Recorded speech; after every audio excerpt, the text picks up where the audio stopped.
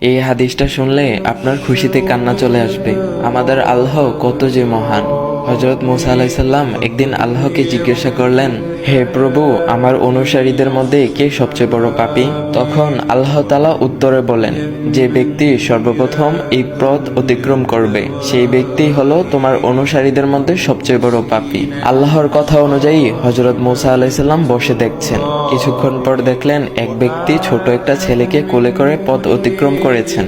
হযরত মুসা আলাইসাল্লাম বুঝে ফেললেন এই সেই বড় পাপী। হযরত মুসা আলাইসাল্লাম আল্লাহকে বললেন, হে প্রভু, এখন আমাকে সবচেয়ে নেকিওয়ালা মানুষটিকে দেখান।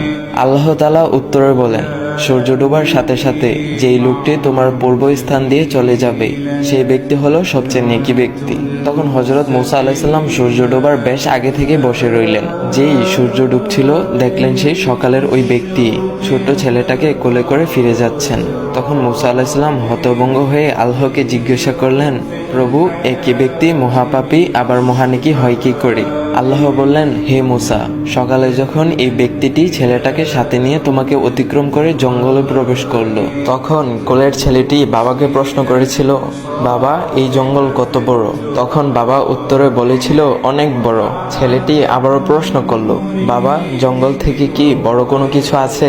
তখন বাবা বলেছিল, হ্যাঁ বাবা, এই পাহাড়গুলো জঙ্গল থেকেও অনেক বড়। ছেলেটা পুনরায় প্রশ্ন করলো, বাবা, পাহাড় থেকে কি বড় কোনো কিছু আছে?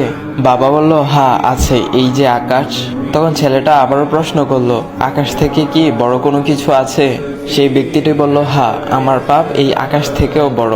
ছেলে বাবার এই উত্তর শুনে বলল, বাবা, তোমার পাপ থেকেও কি বড় কোনো কিছু নেই? তখন বাবাটি চিৎকার দিয়ে ছেলেটিকে জড়িয়ে ধরে কাঁদতে কাঁদতে বলল, আমার পাপ থেকেও অনেক অনেক বড় আমার আল্লাহর রহমত। হে মুসা, এই ব্যক্তির পাপের অনুভূতি ও অনুশোচনা আমার এতই পছন্দ হয়েছে যে সবচেয়ে পাপী ব্যক্তিটাকেও সবচেয়ে নেকি ব্যক্তি বানিয়ে দিয়েছি। মনে রেখো, আমার শাস্তির হাত থেকে ক্ষমার হাত বহু গুণ বড়।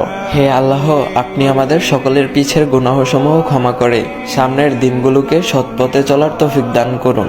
আল্লাহ তাআলা আমাদের সবাইকে বুঝার তৌফিক দান করুক। সবাই বলি আমিন।